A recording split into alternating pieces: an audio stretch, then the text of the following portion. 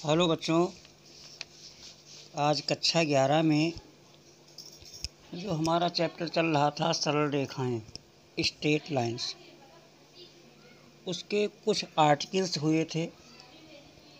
Articles के बाद अब हमारी कुछ समस्याएं हैं, उनको हल करने के लिए उदाहरण के रूप में उदाहरण ले रहे हैं।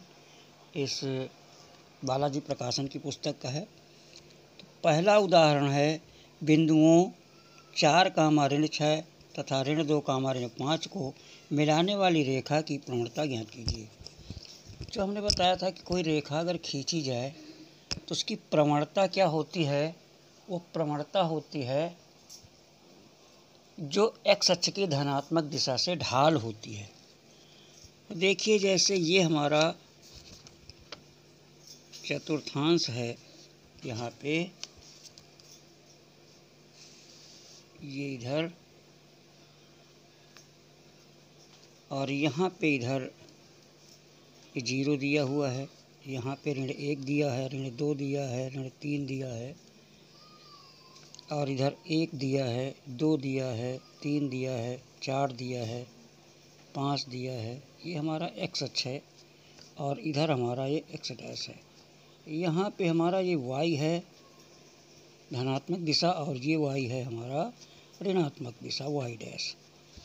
और यहाँ पे मान लीजिए नीचे -1 होगा, -2 होगा, -3 होगा, यहाँ पे -4 होगा, यहाँ पे -5 होगा, यहाँ पे -6 होगा। इसी प्रकार यहाँ पे 1 होगा, 2 होगा और 3 होगा, यहाँ पे 4 होगा, 5 होगा। तो जो हमारा पहला बिंदु है 4, ऋण 6, तो एक्स अक्ष पे 4 चलेंगे यहाँ पे और ऋण 6 इस 4 के सामने आएंगे यहाँ पे। ये हमारा 4, -6 ये बिंदु मिला हमारा, इसको हमने ए मान लिया। और दूसरा बिंदु हमारा है ऋण 2, 5, ऋण 2, इधर ऋण 2 और इधर है ऋण 5। ये हमारा है यहाँ पे ऋण 2 और ऋण 5। और देखिए बच्चों, इसको जब हम मिलाएंगे, इस रेखा को इसको मिलाने पर ये बी हो गया। यहाँ पे कौन सा बिंदु था, ये 4, ऋण 6 था और दूसरा बी में कितना है ऋण 2, ऋण 5। इसको इस प्रकार हम इसमें दिखाएंगे ग्राफ में, और इसको मिलाने वाली ये रेखा इस प्रकार हम बना देंगे। ऐसे इस रेखा जा रही है ये रेखा बच्चों। देखिए, जब इसको हम बढ़ाएंगे तो ऊपर बढ़ाते बढ़ाते ये ऊपर की तरफ चली जाएगी, ये जाएगी कहीं पे जा कर के इसको यहाँ पे काटेगी। अब ये रेखा जो काट रही है द्वितीय चतुर्थांश में काटेगी जा कर के बच्चों। जब बढ़ेगी, इसको हम एक्स डैश को और आगे बढ़ा दें यहाँ, और इस रेखा को और बढ़ाएंगे तो यहाँ कहीं जा कर के काटेगी। तो हमें ये मालूम हो गया कि दूसरे चतुर्थांश में जो प्रवणता होगी वो एक्स अक्ष से जो बनाया जाता है, एक्स अक्ष की धनात्मक दिशा से, तो यहाँ से लेकर के यहाँ तक आएगा। ऐसी रेखा मान लीजिए, ऐसी रेखा गई तो यहाँ एक्स अक्ष से ऐसे मिलाया जाएगा तो ऋणात्मक आएगी। द्वितीय चतुर्थांश में हमारा जो टैन होता है ASTC, तो टैन ही निकालना होता है। तो प्रवणता निकालने के लिए हमारे पास सूत्र क्या है, यम बराबर, ये इसे हम टैन थीटा भी कहते हैं। कहता प्रवणता ज्ञात कीजिए टैन थीटा, ये बराबर होता है y2 - y1 अपान x2 - x1। तो आपने पहले ही देख लिया रेखा को ड्रा करके कि ये कहाँ पे काट रही है। ये ये प्रथम चतुर्थांश है और ये आपका द्वितीय चतुर्थांश है, ये तृतीय चतुर्थांश है और ये चतुर्थ चतुर्थांश है। ये रेखा जब बढ़ेगी जा करके तो यहाँ का कहाँ निकलेगी जा करके, ऊपर निकलेगी द्वितीय चतुर्थांश में।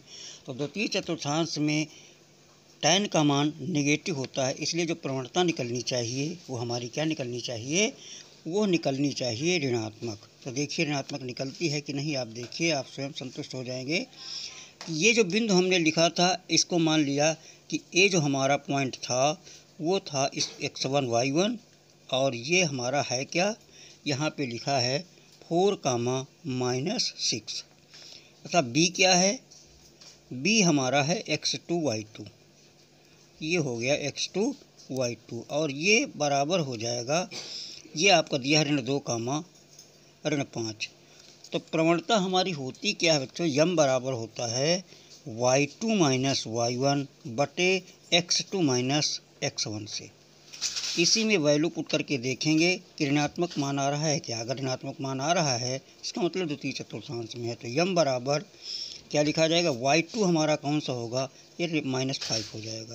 और फिर माइनस, इसके बाद y1 -6 है तो यहाँ पे -6 लिख देंगे, अपान फिर x2 लिखेंगे, x2 हमारा -2 है, और माइनस x1 ये हमारा x1 है, ये 4 ये।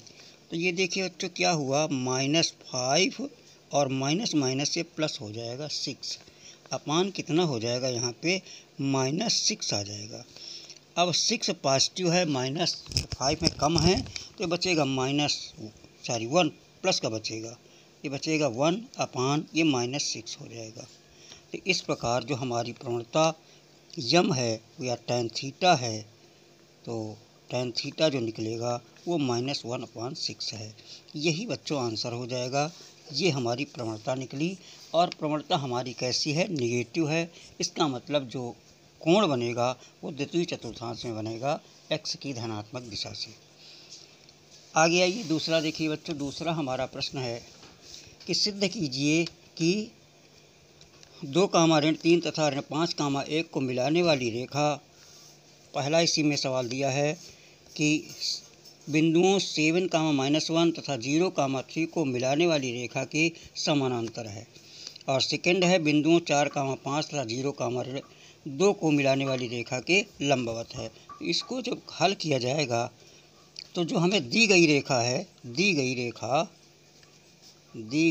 रेखा के जो बिंदु हैं, के बिंदु कौन कौन से हैं, 2 कामा ऋण 3 व ऋण 5 कामा 1 है।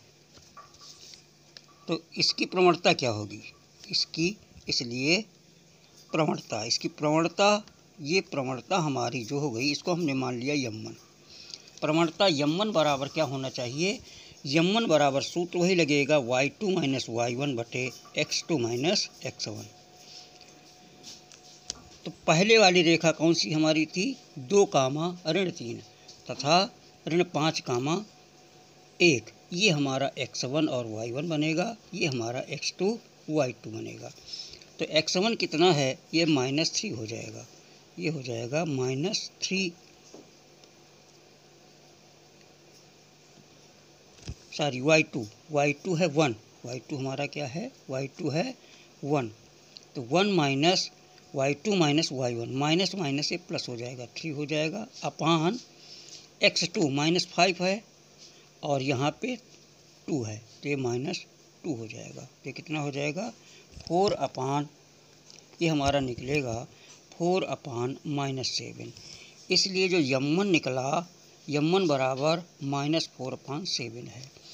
अब इसका जो फर्स्ट पार्ट है, फर्स्ट पार्ट के लिए क्या कहता है कि यम1 बराबर तो आपका मिल गया -4/7 तथा यम2 निकालना, हमें यम2 निकालना है। तो यम2 निकालने के लिए दूसरी रेखा के जो हमारे शीर्ष हैं उनके कोऑर्डिनेट दिए हैं कि 7 कामा -1 और 0 कामा 3, इससे इसको मिलाने वाली रेखा के समानांतर है। तो इससे हम जो यम2 निकालेंगे ये भी हो जाएगा x1 y1 और ये हो जाएगा x2 y2। तो इससे जो प्रवणता निकलेगी y2 माइनस y1 बटे x2 माइनस x1।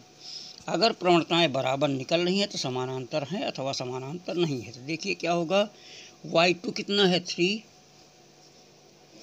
ये 3 माइनस y1 कितना है, ये हमारा है -1 से प्लस हो जाएगा -1 अपान, फिर हो जाएगा x2 हमारा है 0 और x1 है 7, x1 है ये आपका 7 है। तो यहाँ पे लिख देंगे 7 -7, तो 3 और माइनस माइनस प्लस हो जाएगा 1 अपान -7, यानी ये हमारा -3 अपान 7 निकल आएगा।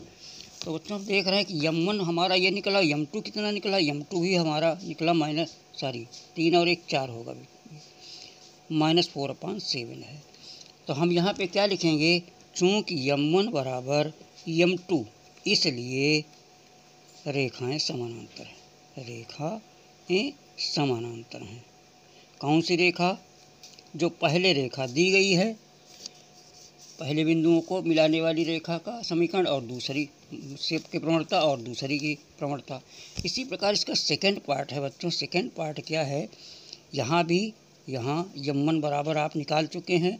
M1 बराबर है -4/7 और ये कह रहा है कि अब इस प्रकार M2, इसका M2 क्या होगा? ये तो हेंस प्रूव्ड हो गया, हेंस प्रूव्ड।